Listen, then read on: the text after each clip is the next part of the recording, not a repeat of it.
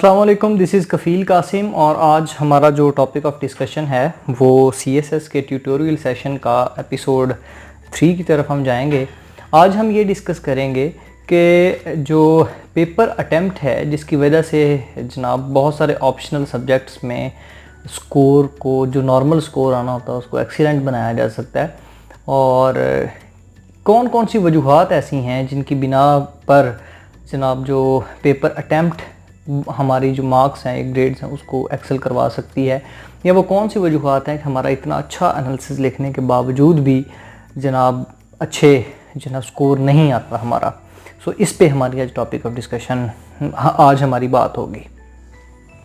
सो हम कंटिन्यू करेंगे कि आपने देखा होगा कि फर्स्ट क्लास से लेकर पहली क्लास से लेकर 16वीं क्लास तक, ग्रेजुएशन तक, मास्टर्स तक जनाब जो उस्ताद कराम है ना, वो एक बात पे हमें कहते रहते हैं कि यार ना अपनी प्रेजेंटेशन पे गौर करें।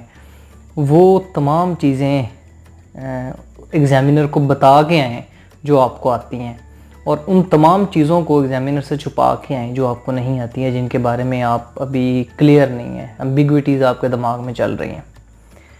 अनफॉर्चुनेटली जब हम कंपैरेटिव एग्ज़ाम देते हैं तो ये जो प्रिंसिपल है ना ये भूल जाता है। अव्वल तो सारे एग्ज़ामिनेशन जितने भी हैं, जब भी कोई स्टूडेंट पेपर देता है तो उसको ये वाला प्रिंसिपल तो वैसे ही भूल जाता है, मगर कंपैरेटिव एग्ज़ाम के अंदर जहाँ पे लोगों ने अनथक मेहनत की होती है और कंटिन्यूसली वो स्ट्रगल कर रहे होते हैं, वो ये जान नहीं पाते, 8-8, 10-10 किताबें पढ़ी होंगी किसी एक सब्जेक्ट पे, एनालिसिस बड़ा ज़बरदस्त होगा, डिबेट आप करवाएंगे तो कमाल के आर्गूमेंट्स देंगे आप, इम्प्रेसिव किस्म की जनाब ना उनकी लैंग्वेज होगी, स्कोर देखेंगे तो बहुत थोड़ा होगा। बहुत इसकी क्या वजह हो सकती है? एक ही वजह है, मैं आपको मिसाल देता हूँ। एक बंदा है, वो आपसे पूछता है कि यार ना एड्स पर नोट लिख दो मुझे। एड्स एक बीमारी है, बायोलॉजी के स्टूडेंट इससे वेल अवेयर होंगे कि एड्स पर नोट लिख दें। तो अगर जो बायोलॉजी के स्टूडेंट से अगर ये सवाल पूछा जाए और वो लिखे एड्स बड़ी ख़तरनाक बीमारी है, एड्स का इलाज कोई नहीं है, एड्स की जनाब अली इसकी वजह से बंदा मर जाता है, ये इंतहाई इम्पोर्टेंट बीमारी है, ये इंतहाई क्रिटिकली स्टडी इसको करना चाहिए, इससे बचना चाहिए, हमें जनाब ना लोगों को प्रीच करना चाहिए इसके बारे में, ये वाली बातें लिखा है वो, तो बात तो उसने कोई भी गलत नहीं लिखी। अनफॉर्चुनेट क्या हुआ कि उसने जो एड्स की डिमांड थी, एक्वायर्ड इम्यूनोडेफिशिएंसी वायरस का नाम नहीं लिखा, ये हमारे इम्यून सिस्टम के ऊपर अटैक करेगा, उसने इम्यून सिस्टम को वर्ड नहीं लिखा, ये हमारे टी लिम्फोसाइट्स को पे अटैक करेगा, उसको डिसफंक्शनल कर देता, उसकी फंक्शनिंग नहीं होने देता, ये टी लिम्फोसाइट का वर्ड नहीं लिखा। तो जो प्रॉपर और स्पेसिफिक वर्ड्स हैं जो एड्स के साथ लिंक्ड हैं, जब तक वो वाले वर्ड्स एग्जामिनर को नहीं दिखाए जाएंगे तो वो नहीं। एक और बात अपने दिमाग में बिठा लीजिए कि वो बड़ी इंपॉर्टेंट है, बड़ा वाइटल क्वेश्चन है, इंतहाई खूबसूरत है, बहुत बुरा है, इससे बचना चाहिए। ये जितनी भी सारी terminology, very good, basic unit, fundamental thing, magnificent, significant, ये वाले जो सारे वर्ड्स हैं ना ये पुराने हो चुके हैं। आपसे एग्जामिनर असल में पूछता है टू द पॉइंट, आप उसको 10 से 12 लाइनों के अंदर पहले ये लिख के आ जाएं कि यार बड़ा सोना है, बड़ा खूबसूरत है, magnificent, significant, very good, basic, fundamental, very important, very essential, vital one, तो वो ये नहीं पढ़ना चाहता। वो आपसे पूछना चाहता है, जब एड्स का क्वेश्चन आए तो वो आपसे पूछना चाहता है, इसने एक्वायर्ड इम्यूनोडेफिशिएंसी वायरस लिखा है, इसने इम्यून सिस्टम का वर्ड लिखा है, इसने वाइट ब्लड सेल्स में से टी लिम्फोसाइट लिखा है, इसने वीकनेस ऑफ इम्यूनिटी को बताया है या नहीं बताया, इसने वायरस की प्रॉपर्टीज़ को कुछ हद तक बताने की कोशिश की है, इसने वायरस से बचने के लिए जो बताई थी प्रिवेंटिव मेजर्स हैं उसको कुछ न कुछ हद तक टच किया है, इसने सिम्टम्स बताई हैं एड्स की। ये नहीं वो पूछना चाहता कि यार वाइटल है, इंपॉर्टेंट है, ये सब कुछ। होपफुली आपको बात समझ आ गई। इसी तरह हर एक पेपर की अगर आप लें, करंट अफेयर्स के पेपर में वो आपसे करंट इश्यूज के ऊपर एनालिसिस मांग रहा है, वो पहली लाइन के ऊपर ही पहले वर्ड लिख दे, critically analyse the Indo Pakistan relations. वो कहता भाई मुझे एनालाइज करके मुझे ये ना बताओ कि वो 1947 में क्या थे, फिर 1960 में क्या हुए, 70 में क्या बने, 65 की जंग लगी, 1971 में, ये वो पूछ नहीं रहा। वो अगर आपने इसको बताना भी है तो मिड में या इंट्रोडक्शन के बाद ना उसको एक 4-5 लाइनों में बताएं।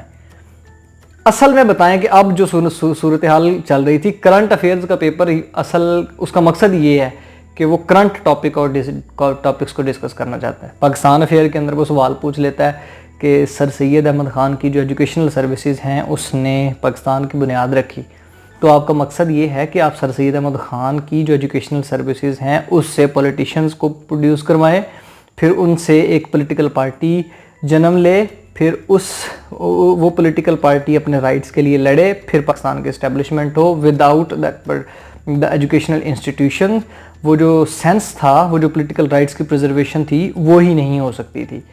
तो दिमाग में रखने वाली बात जो है ना वो टू द पॉइंट है। ये मैक्सिमम 4 से 5 सफ़ों वाली बात है कि आप किसी भी चीज़ को अगर आप एफिशिएंटली एनालाइज करना चाहते हैं तो वो आप 4 सफ़े लिखेंगे, 5 सफ़े लिखेंगे, वो भी जिसमें आप लाइन नहीं छोड़ें। मतलब अक्सर औकात एग्जामिनेशन हॉल के अंदर बैठे हुए ये होता है कि यार बंदे जो है ना वो 1.5 घंटे बाद ही शीट मांगना शुरू हो जाते हैं, और कुछ लोग जिन्होंने तैयारी की भी होती है वो इधर उधर देखते हैं कि यार यह चंगा रह गया, इसने तो हद कर दी है, 1.5 घंटे सीट मुका गया, इतने सफ़े से क्या करना है इसने। सो अब बात दिमाग में अपने ना क्लियर कर लें सारी चीज़ें। जो सब्जेक्ट का पेपर है उसके वर्ड्स जॉर्गन्स वो आप ज़रूर लिख के आएँ, उसके साइंटिस्ट के नाम लिख के आएँ, ताकि यार एग्जामिनर को ये बात पता चले कि इस बंदे ने कोई सब्जेक्ट को टच किया है, इसने पढ़ा है, इसके ऊपर कुछ ना कुछ इसने रिसर्च किया है, कुछ रेफरेंसेस दें उसको, रेलिवेंट रेफरेंसेस दें, तो तब जाके मेरा ख्याल है कि बात बनती।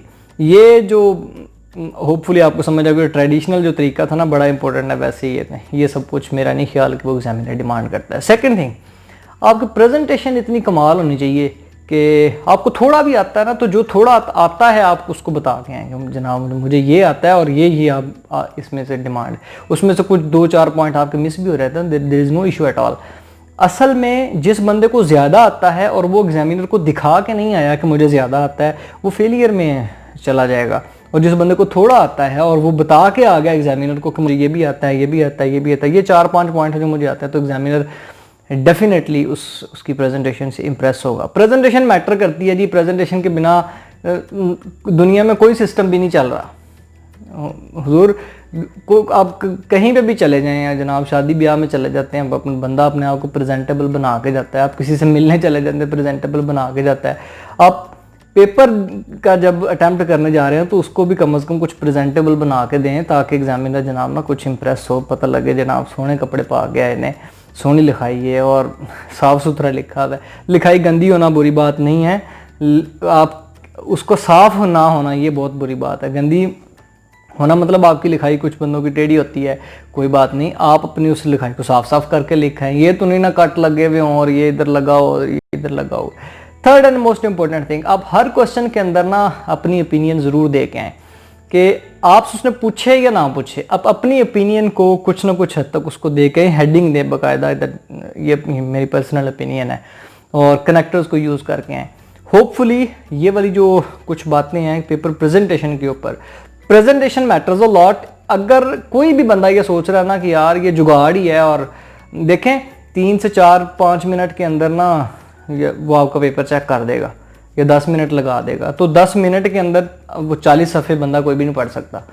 उसने वही पढ़ना है जो चीज़ आपने उसको पढ़ानी है। अगर आप इस काबिल हैं कि आप अपनी बातों को उस बंदे को ईजीली पढ़वा सकते हैं, आप कम्युनिकेशन और जो प्रेजेंटेशन है वो बेटर है आपकी, तो वो उस बेस पे आपको नंबर दे देगा। और अगर अनफॉर्चुनेटली आपकी काबिलियत ये नहीं है तो फिर वो आपको डेफिनेटली सफ़र करना पड़ेगा। होपफुली मेरी बातों की आपको समझ लग गई होगी। तो नंबर 1, प्रेजेंटेशन पे कभी कंप्रोमाइज़ ना करें। Number 2, jargon specific words related to subjects, relevant to subject, relevant to question, research, इसको बता के आएँ। आप लिखाएंगे, बहुत अच्छा लिखेंगे, आपने 10 सफ़े लिखे होंगे, मगर अगर आपने उसको दिखाया नहीं है ना कि मैंने ये चीज़ें डाली हैं इसमें, तो कोई फ़ायदा नहीं होगा। नंबर 3 प्रेजेंटेशन जो है ना वो मैटर करती है। तो ये वाली बातें सर उम्मीद है आपको याद रहेंगी, और अगर आपके पास इनके अलावा कोई पॉइंट्स मौजूद हैं उसको कमेंट बॉक्स के अंदर ज़रूर शेयर कीजिए। Thank you so much. Allah हाफिज़।